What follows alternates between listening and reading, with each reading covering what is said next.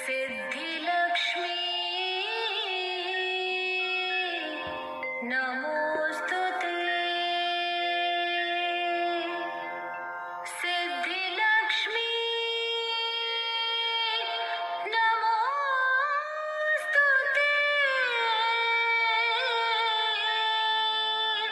सिद्धिलक्ष्मी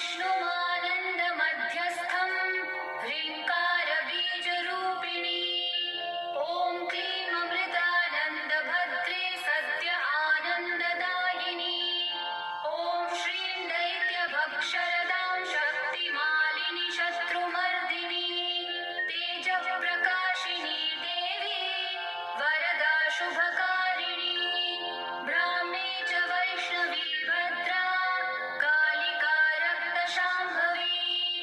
आकार ब्रह्मरूपेण ओङ्कारं विष्णुमव्ययम् सिद्धिलक्ष्मी परालक्ष्मी लक्ष्म्यलक्ष्मी नमोऽस्तु ते सूर्यकोटिप्रतीकाशं चन्द्रकोटिसमप्रभं तन्मध्ये निकरे सूक्ष्मं ब्रह्मरूपव्यवस्थितम् ओङ्कार परमानन्दं क्रियते सुखसम्पदा सर्वमङ्गलमाङ्गल्ये शिवे सर्वार्थसाधिके प्रथमे त्र्यम्बिका गौरी द्वितीये वैष्णवी तथा तृतीये कमला प्रोक्ता चतुर्थे सुरसुन्दरी पञ्चमी विष्णुपत्नी च षष्ठी च वैष्णवी तथा सप्तमी च वरारोहा अष्टमी वरदायिनी नवमी खड्गत्रिशूले दशमे देवदेवता एकादशी सिद्धिलक्ष्मी द्वादशे ललितात्मिका एतत् स्तोत्रं पठन्तस्त्वां स्तुवन्ति भुवि मानवाः सर्वोपद्रवमुक्तास्ते नात्र कार्या विचारणा एकमासं द्विमासं वा त्रिमासं च चतुर्थकं पञ्चमासं च षण्मासं त्रिकालं यः पठेन्नरः ब्राह्मणा क्लेशतो दुःखदरिद्रा भयपीडिताः जन्मान्तरसहस्रेषु मुच्यन्ते सर्वक्लेशतः अलक्ष्मीर्लभते लक्ष्मी मत्पुत्रपुत्रमुत्तमम् धन्यं यशस्यमायुष्यं वह्निचौरभयेषु च शाकिनी भूतवेताल सर्वव्याधिनिपातके राजद्वारे महाघोरे सङ्ग्रामे रिपुसङ्कटे सभास्थाने श्मशाने च कारागे हारिबन्धने अशेषभयसम्प्राप्तौ सिद्धिलक्ष्मीं जपेन्नरः ईश्वरेण कृतं स्तोत्रं प्राणिनां हितकारणं स्तुवन्ति ब्राह्मणा नित्यं दारिद्र्यं न च वर्धते या श्रीपद्मवने कदम्बशिखरे राजगृहे कुञ्जरे श्वेते चाश्वयुते वृषे च युगले यज्ञे च यूपस्थिते शङ्खे देवकुले नरेन्द्रभवने गङ्गातटे गोकुले सा श्रीस्तिष्ठतु सर्वदा मम गृहे भूयात् सदा निश्चला ब्राह्मीं च वैष्णवीं भद्रां षड्भुजां च चतुर्मुखां त्रिनेत्रां च त्रिशूलां च पद्मचक्रगदाधरां पीताम्बरधरां देवीं नानालङ्कारभूषितां तेजःपुञ्जधरां श्रेष्ठां ध्यायेत् बालकुमारिकाम् ओङ्कारलक्ष्मीरूपेण विष्णोर्हृदयमव्ययम् विष्णुमानन्दमध्यस्थं ह्रीङ्कारबीजरूपिणी ॐ क्लीं अमृतानन्दभद्रे सद्य आनन्ददायिनी ॐ श्रीं दैत्यभक्षरदां शक्तिमालिनि शत्रुमर्दिनी तेजःप्रकाशिनी देवी वरदा शुभकारिणी ब्राह्मे च वैष्णवी भद्रा कालिका रक्तशाम्भवी आकार ब्रह्मरूपेण ओङ्कारं विष्णुमव्ययम् सिद्धिलक्ष्मी परालक्ष्मी लक्ष्म्यलक्ष्मी नमोऽस्तु ते सूर्यकोटिप्रतीकाशं चन्द्रकोटिसमप्रभं तन्मध्ये निकरे सूक्ष्मं ब्रह्मरूपव्यवस्थितम् ओङ्कार परमानन्दम् क्रियते सुखसम्पदा सर्वमङ्गलमाङ्गल्ये शिवे सर्वार्थसाधिके प्रथमे त्र्यम्बिका गौरी द्वितीये वैष्णवी तथा तृतीये कमला प्रोक्ता चतुर्थे सुरसुन्दरी पञ्चमे विष्णुपत्नी च षष्ठे च वैष्णवी तथा सप्तमे च वरारोहा अष्टमे वरदायिनी नवमे खड्गत्रिशूले दशमे देवदेवता एकादशे सिद्धिलक्ष्मी द्वादशे ललितात्मिका एतत् स्तोत्रं पठन्तस्त्वां स्तुवन्ति भुवि मानवाः सर्वोपद्रवमुक्तास्ते नात्र कार्या विचारणा एकमासं द्विमासं वा त्रिमासं च चतुर्थकम् पञ्चमासं च षण्मासं त्रिकालं यः पठेन्नरः ब्राह्मणा क्लेशतो दुःखदरिद्रा भयपीडिताः जन्मान्तरसहस्रेषु मुच्यन्ते सर्वक्लेशतः अलक्ष्मीर्लभते लक्ष्मी मत्पुत्रः पुत्रमुत्तमम् धन्यं यशस्यमायुष्यं वह्निचौरभयेषु च शाकिनीभूतवेताल सर्वव्याधिनिपातके राजद्वारे महाघोरे सङ्ग्रामे रिपुसङ्कटे सभास्थाने श्मशाने च कारागे हारिबन्धने अशेषभयसम्प्राप्तौ सिद्धिलक्ष्मीं जपेन्नरः ईश्वरेण कृतं स्तोत्रं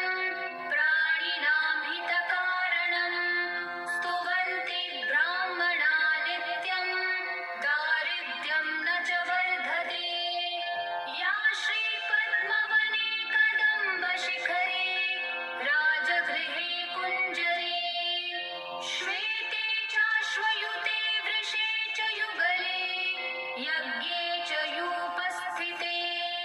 शङ्खे देवकुले नरेन्द्रभवने गङ्गातटे गोकुले सा श्रीस्तिष्ठतु सर्वदा मम गृहे भूयात् सदा निश्चला ब्राह्मीं च वैष्णवीं भद्रां षड्भुजां च चतुर्मुखां त्रिनेत्रां च त्रिशूलां च पद्मचक्रगदाधरां पीताम्बरधरां देवीं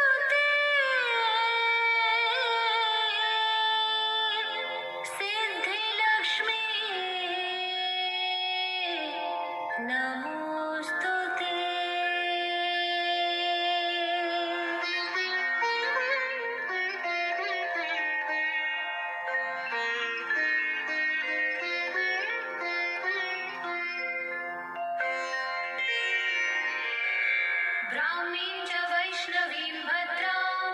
षड्भुजां च चतुर्मुखां त्रिनेत्रां च त्रिशूलां च पद्मचक्रगदाधरां पीताम्बरधरां देवीं नानालङ्कारभूषितां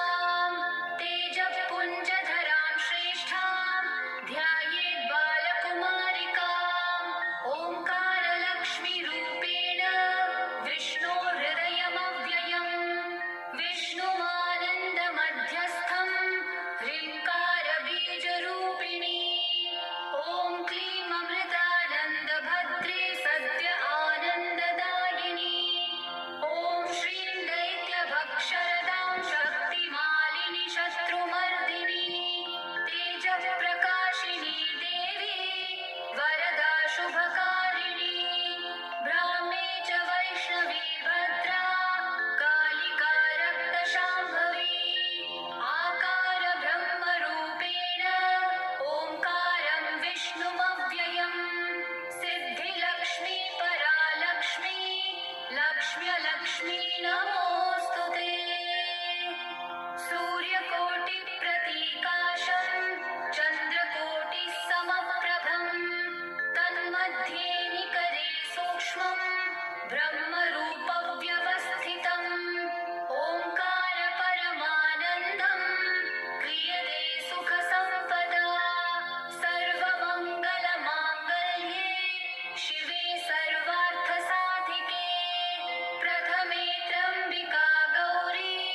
द्वितीये वैष्णवी तथा तृतीये कमला प्रोक्ता चतुर्थे सुरसुन्दरी पञ्चमी विष्णुपत्नी च षष्ठी च वैष्णवी तथा सप्तमी च वरारोहा अष्टमी वरदायिनी नवमी खड्गत्रिशूले दशमे देवदेवता एकादशी सिद्धिलक्ष्मी द्वादशे ललितात्मिका एतत् स्तोत्रं पठन्तस्त्वां स्तुवन्ति भुवि मानवाः सर्वोपद्रवमुक्तास्ते नात्र कार्या विचारणा एकमासं द्विमासं वा त्रिमासं च चतुर्थकम्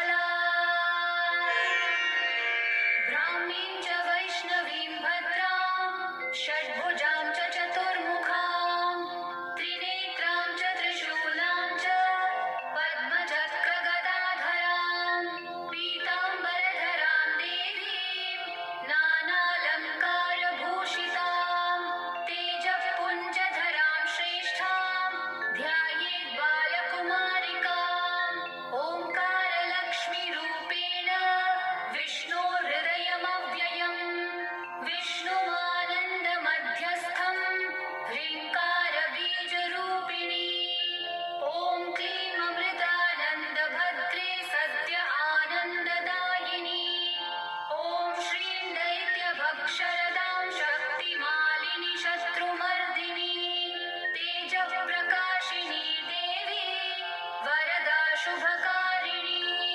ब्राह्मी च वैष्णवी भद्रा कालिका रक्तशाम्भवी आकार ब्रह्मरूपेण ओङ्कारं विष्णुमव्ययम् सिद्धिलक्ष्मी परालक्ष्मी लक्ष्म्यलक्ष्मी नमोऽस्तु ते सूर्यकोटिप्रतीकाशं चन्द्रकोटिसमप्रभं तन्मध्ये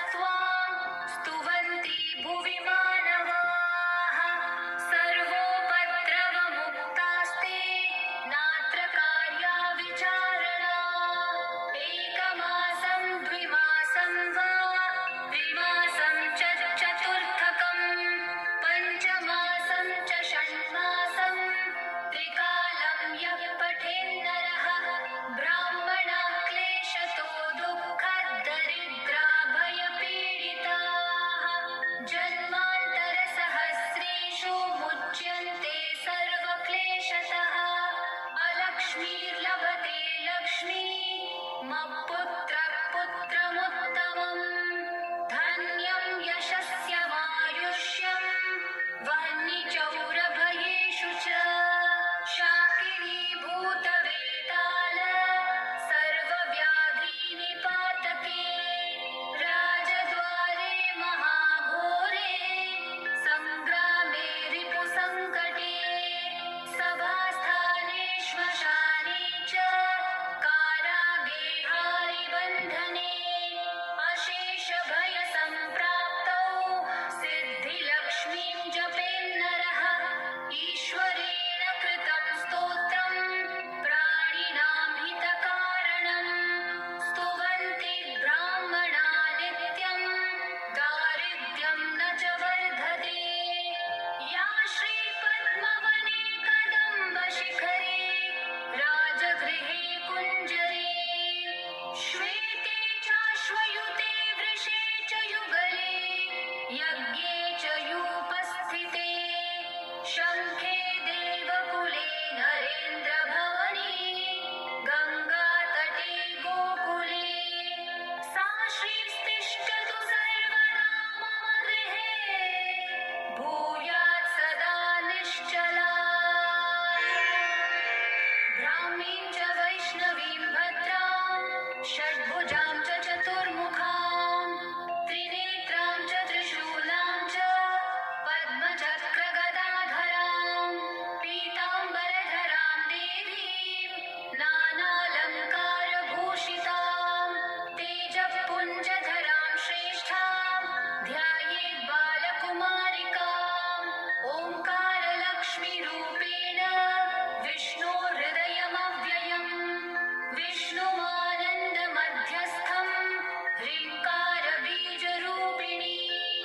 ॐ क्लीं अमृतानन्दभद्रे सद्य आनन्ददायिनी ॐ श्रीं दैत्यभक्षरदां शक्तिमालिनि शत्रुमर्दिनी तेजःप्रकाशिनी देवी वरदा शुभकारिणी ब्राह्मे च वैष्णवी भद्रा कालिका रक्तशाम्भवी आकार ब्रह्मरूपेण ओङ्कारं विष्णुमव्ययम् सिद्धिलक्ष्मी परालक्ष्मी लक्ष्म्यलक्ष्मी नमोऽस्तु ते सूर्यकोटिप्रतीकाशं चन्द्रकोटिसमप्रभं तन्मध्ये निकरे सूक्ष्मं ब्रह्मरूपव्यवस्थितम् ओङ्कारपरमानन्दं क्रियते सुखसम्पदा सर्वमङ्गलमाङ्गल्ये शिवे सर्वार्थसाधिके प्रथमे त्र्यम्बिका गौरी द्वितीये वैष्णवी तथा तृतीये कमला प्रोक्ता चतुर्थे सुरसुन्दरी पञ्चमे विष्णुपत्नी च षष्ठे च वैष्णवी तथा सप्तमे च वरारोहा अष्टमे वरदायिनी नवमे खड्गत्रिशूले दशमे देवदेवता एकादशे सिद्धिलक्ष्मी द्वादशे ललितात्मिका एतत् स्तोत्रं पठन्तस्त्वां स्तुवन्ति भुवि मानवाः सर्वोपद्रवमुक्तास्ते नात्र कार्या विचारणा एकमासं द्विमासं वा त्रिमासं च चतुर्थकम् पञ्चमासं च षण्मासं त्रिकालं यः पठेन्नरः ब्राह्मणाः क्लेशतो दुःखदरिद्रा भयपीडिताः जन्मान्तरसहस्रेषु मुच्यन्ते सर्वक्लेशतः अलक्ष्मीर्लभते लक्ष्मी मत्पुत्रः पुत्रमुत्तमम् धन्यं यशस्यमायुष्यं वह्निचौरभयेषु च शाकिनी भूतवेताल सर्वव्याधिनिपातके राजद्वारे महाघोरे सङ्ग्रामे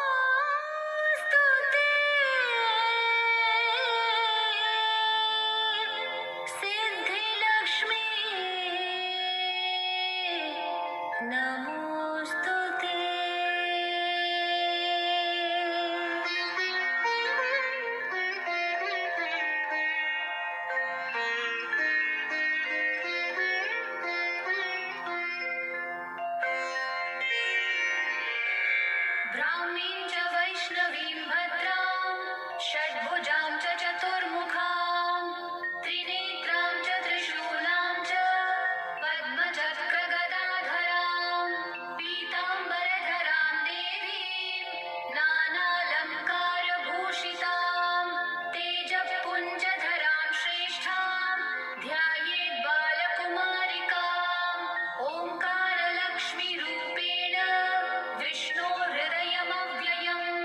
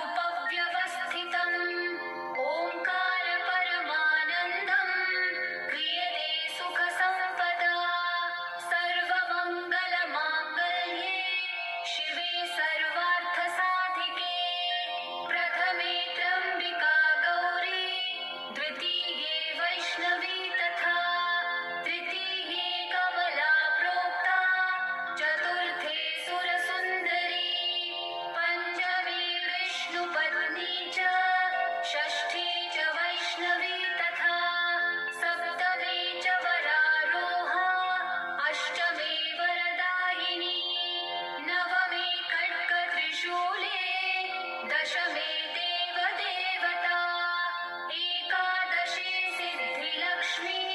द्वादशे ललितात्मिका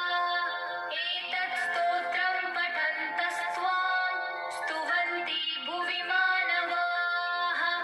सर्वोपद्रवमुक्तास्ते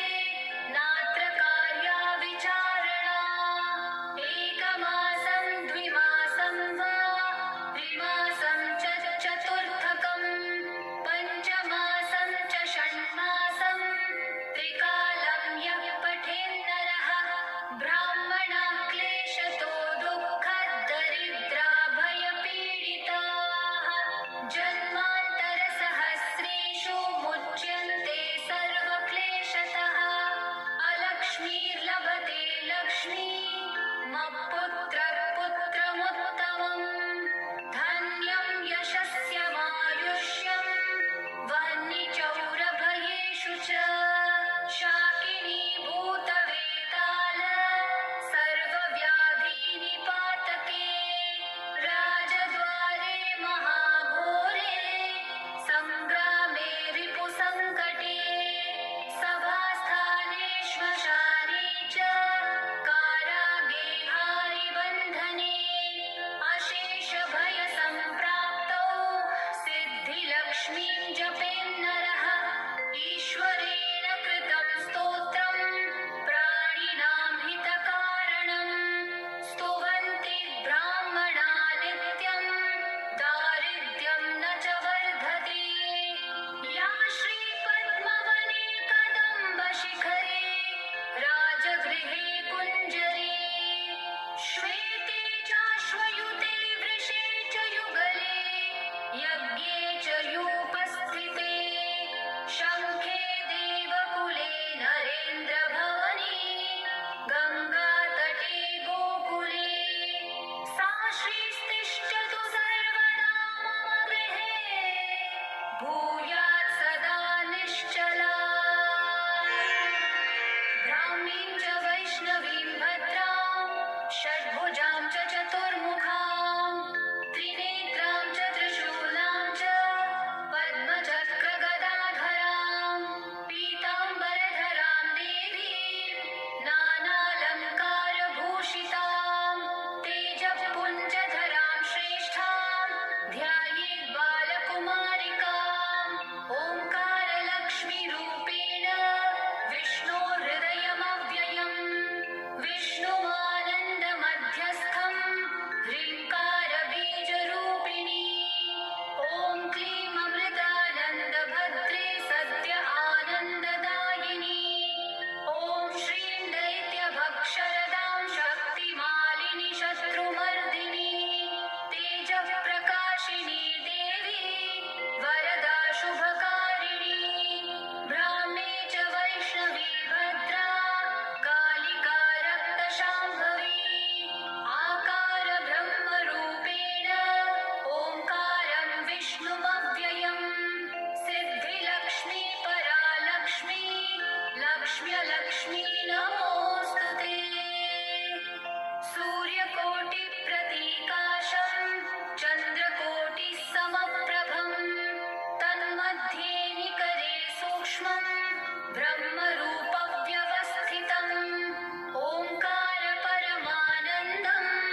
क्रियते सुखसम्पदा सर्वमङ्गलमाङ्गल्ये शिवे सर्वार्थसाधिके प्रथमे त्र्यम्बिका गौरी द्वितीये वैष्णवी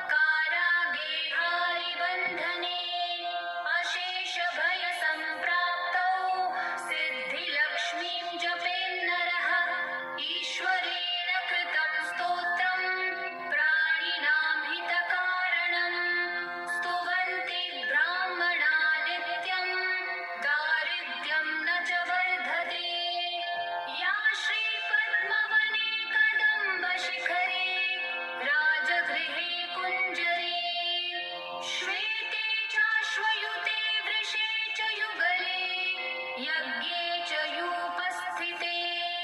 शङ्खे देवकुले नरेन्द्रभवने गङ्गातटे गोकुले सा श्रीस्तिष्ठतु सर्वदा मम गृहे भूयात् सदा निश्चला ब्राह्मीं च वैष्णवीं भद्रां षड्भुजां च चतुर्मुखां त्रिनेत्रां च त्रिशूलां च पद्मचक्रगदाधरां पीताम्बरधरां देवीं नानालङ्कारभूषितां तेजःपुञ्जधरां श्रेष्ठां ध्यायेत् बालकुमारिकाम् ओङ्कारलक्ष्मीरूपेण विष्णोर्हृदयमव्ययम् विष्णुमानन्दमध्यस्थम् ह्रीङ्कारबीजरूपिणी ॐ क्लीं अमृतानन्दभद्रे सद्य आनन्ददायिनी ॐ श्रीं दैत्यभक्षरदां शक्तिमालिनि शत्रुमर्दिनी तेजःप्रकाशिनी देवी वरदा शुभकारिणी ब्राह्मे च वैष्णवी भद्रा कालिका रक्तशाम्भवी आकार ब्रह्मरूपेण ओङ्कारं विष्णुमव्ययम् सिद्धिलक्ष्मी परालक्ष्मी लक्ष्म्यलक्ष्मी नमोऽस्तु ते सूर्यकोटिप्रतीकाशं चन्द्रकोटिः समप्रभं तन्मध्ये निकरे सूक्ष्मं ब्रह्मरूपव्यवस्थितम् ओङ्कारपरमानन्दं क्रियते सुखसम्पदा सर्वमङ्गलमाङ्गल्ये शिवे सर्वार्थसाधिके प्रथमे त्र्यम्बिका गौरी द्वितीये वैष्णवी तथा तृतीये कमला प्रोक्ता चतुर्थे सुरसुन्दरी पञ्चमे विष्णुपत्नी च षष्ठे च वैष्णवी तथा सप्तमे च वरारोहा अष्टमे वरदायिनी नवमे खड्गत्रिशूले दशमे देवदेवता एकादशे सिद्धिलक्ष्मी द्वादशे ललितात्मिका एतत् स्तोत्रं पठन्तस्त्वां स्तुवन्ति भुवि मानवाः सर्वोपद्रवमुक्तास्ते नात्र कार्या विचारणा एकमासं द्विमासं वा त्रिमासं च चतुर्थकं पञ्चमासं च षण्मासं त्रिकालं यः पठेन्नरः ब्राह्मणाः क्लेशतो दुःखदरिद्रा भयपीडिताः जन्मान्तरसहस्रेषु मुच्यन्ते सर्वक्लेशतः अलक्ष्मीर्लभते लक्ष्मी मत्पुत्रपुत्रमुत्तमम् धन्यं यशस्यमायुष्यं वह्निचौरभयेषु च शाकिनी भूतवेताल सर्वव्याधिनिपातके राजद्वारे महाघोरे सङ्ग्रामे रिपुसङ्कटे सभास्थाने श्मशाने च कारागे हारिबन्धने अशेषभयसम्प्राप्तौ सिद्धिलक्ष्मीं जपेन्नरः ईश्वरेण कृतं स्तोत्रं प्राणिनां हितकारणं स्तुवन्ति ब्राह्मणा नित्यं दारिद्र्यं न च वर्धते या श्रीपद्मवने कदम्बशिखरे राजगृहे कुञ्जरे श्वेते चाश्वयुते वृषे च युगले यज्ञे च यूपस्थिते शङ्खे